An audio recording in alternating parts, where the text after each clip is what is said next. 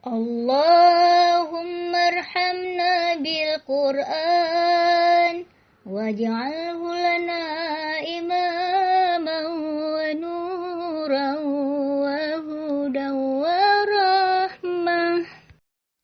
Assalamualaikum warahmatullahi wabarakatuh. Salatu wassalamu alaika ya sayyidi ya Rasulullah. Hujibiyadi qalatilati adrikani. Saya masih ingat hari itu. Koper saya dilempar keluar rumah seperti sampah. Saya dipanggil laki-laki gagal di depan anak dan istri saya sendiri. Saya diusir seperti binatang karena bangkrut. Tapi hari ini orang yang sama berdiri di depan rumah saya, menangis meminta maaf. Apa yang terjadi di antara dua momen itu? Ini bukan tentang balas dendam, ini tentang bagaimana Allah membalikan keadaan dengan cara yang membuat semua orang terdiam. Nama saya Pajar, walaupun bukan nama sebenarnya ini. Dan ini adalah kisah paling pahit sekaligus paling manis dalam hidup saya. Dulu saya bukan orang miskin, saya punya usaha distribusi bahan bangunan. Omset ratusan juta per bulan. Saya sering membantu keluarga istri, bahkan merenovasi sebagian rumah mereka. Mertua saya dulu bangga sekali, kalimat yang sering saya dengar. Untung anak saya dapat suami sepertimu. Saya merasa diterima, saya merasa menjadi bagian keluarga. Saya tidak tahu bagaimana penghormatan itu ternyata bersyarat. Proyek besar yang saya ambil gagal total. Rekan bisnis kabur membawa modal. Tagihan menumpuk, utang menggunung, dan dalam 6 bulan usaha saya runtuh. Tabungan habis, mobil terjual, rumah digadaikan, dan untuk pertama kalinya dalam hidup saya harus menumpang di rumah mertua. Awalnya mereka menerima, tapi sikap mereka berubah sedikit demi sedikit. Tatapan sinis, sindiran saat makan, komentar pedas yang tidak lagi disembunyikan. Suatu sore mertua laki-laki saya memanggil saya di depan istri dan anak-anak saya. Dia berkata, "Laki-laki kalau sudah tidak menafkahi lebih baik tidak usah tinggal di sini." Saya diam. Belum sempat saya menjawab, koper saya diambil, ditaruh di depan pintu. Saya tidak melawan, saya berteriak. Saya tidak berteriak.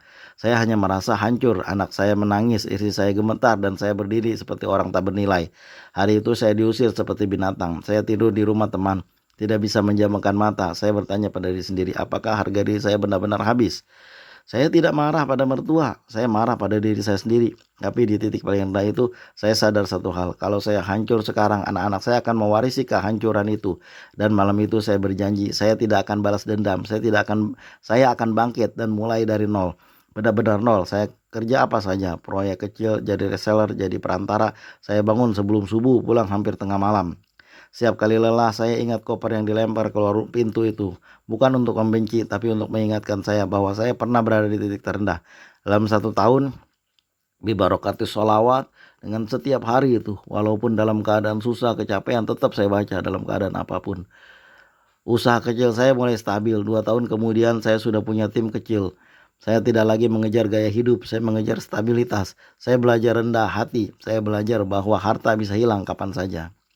Dan yang paling penting, saya belajar bahwa harga diri tidak ditentukan oleh saldo rekening. Suatu hari saya membeli rumah baru, tak besar, tapi hasil jerih payah sendiri. Saya mengundang keluarga besar untuk syukuran kecil, termasuk mertua saya. Saya tidak berniat memamerkan, saya hanya ingin menutup luka dengan cara dewasa. Ketika mertua saya melihat rumah itu, dia diam lalu berkata dengan suara gemetar, "Maafkan kami, waktu itu kami terlalu keras." Ibu mertua saya menangis. Saya melihat wajah yang dulu penuh amarah kini penuh penyesalan, dan di situ saya sadar kemenangan terbesar bukan membuat mereka malu. Kemenangan terbesar adalah ketika hati saya tidak lagi menyimpan dendam. Mertua saya memeluk saya untuk pertama kalinya setelah bertahun-tahun. Dia berkata, "Kamu ternyata lebih kuat dari yang kami kira." Saya tersenyum dalam hati, saya berkata, bukan saya yang kuat, Allah yang tidak pernah meninggalkan saya. Bibarokati sholawat. Bangkrut itu menyakitkan, diusir itu memalukan, tapi dua hal itu membentuk saya menjadi laki-laki yang lebih matang. Kalau saya tidak pernah jatuh, saya mungkin tetap sombong. Kalau saya tidak pernah diusir, saya mungkin tidak pernah belajar berdiri sendiri. Kalau hari ini banyak di antara kita sedang diremehkan keluarga, dipanggil gagal, dianggap tidak berguna. Jangan balas dengan amarah, balas dengan pembuktian. Banyak-banyak bersolawat, dekatkan diri kepada Allah. Diam bukan berarti kalah, dan diam bisa jadi sedang menyusun kekuatan. Orang yang hari ini meremehkanmu belum tentu akan berdiri lebih tinggi darimu esok hari. Saya pernah berdiri di depan pintu rumah dengan koper di kaki saya, seperti orang yang tidak punya tempat. Hari ini saya berdiri di depan rumah sendiri dengan kepala tegak, bukan untuk menyombongkan, tapi untuk bersyukur karena kehinaan itu bukan akhir cerita. Kadang itu hanya bab pembuka menuju kisah yang lebih besar. Bibarokati sholawat insyaallah. Ibu bapak, kadang-kadang juga banyak di antara kita yang luar biasa berangkat pagi pulang sore, tapi ya begitu-gitu aja. Ada juga orang mau WA saya, Pak Ustadz, kenapa ya gaji pas-pasan aja, dia bilangnya. Ya tanggal 1 baru ngambil udah tinggal setengahnya. Tanggal 2 udah tinggal 25%. Tanggal 3 udah nol, udah gak ada lagi. Bayar tagihan ini, tagihan itu. Nah, bahkan untuk makan ke bulan ini ke depan gak tahu lagi gimana. Pas-pasan banget.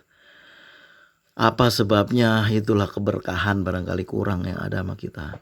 Keberkahan itu penting banget. Kalau kita hanya sekedar bekerja sore, pagi, siang, malam, kalau berkahnya nggak ada, susah. Kalau gitu bawaannya habis saja. Ada banyak juga habis. Orang kalau berkah sedikit jadi banyak. Orang kalau nggak berkah banyak jadi habis dan berhutang jadi minus. Naudzubillah. Maka dari itu keberkahan kita cari kepada Allah.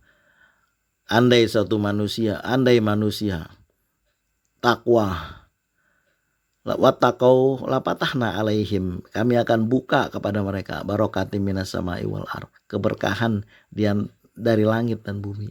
Keberkahan dibuka oleh Allah dari langit dan bumi. Insyaallah bagian daripada takwa adalah wal afina anin nas, dan memaafkan manusia seperti tadi. Kalau saya belum tentu kuat seperti itu.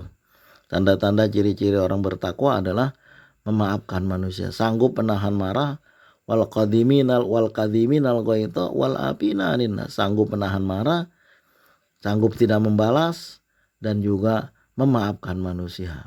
Kalau saya belum tentu sanggup, tapi orang-orang yang sanggup insya Allah termasuk orang-orang bertakwa. Karena kalau udah penghinaan udah luar biasa,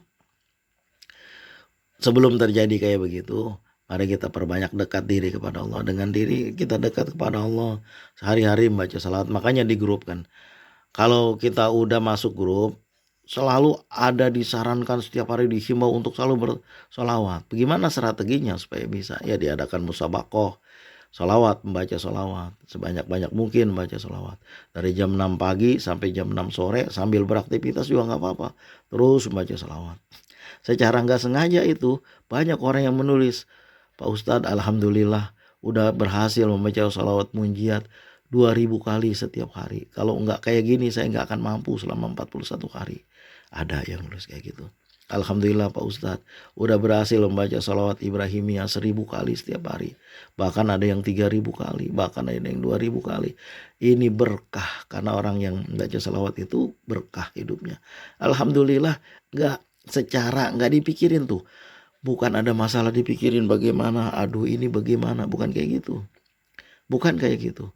Tawakal ala Allah, orang beriman itu tawakal kepada Allah, menyerahkan diri kepada Allah, perbanyak membaca salawat. Dengan strategi musabaqah, alhamdulillah banyak yang istiqomah, dan juga setelah selesai musabaqahnya terus dibaca salawat, walaupun cuma 100 kali salawat Ibrahimiyah, walaupun jam 100 kali salawat munjiat. Ini udah keempat, yaitu ketiga mau masuk salawat Jibril.